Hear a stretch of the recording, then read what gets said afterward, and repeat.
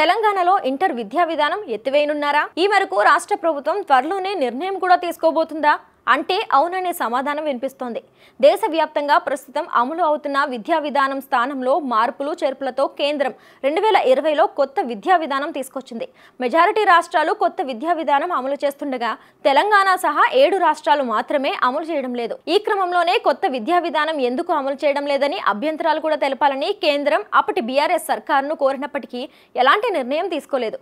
కానీ ప్రస్తుత ప్రభుత్వం కొత్త విద్యా విధానం అమలుపై చర్చించినట్లుగా తెలుస్తోంది. ప్రస్తుతం రాష్ట్రంలో అమలు అవుతున్న 5+2+3+2 విద్యా విధానం అమల్లో ఉంది.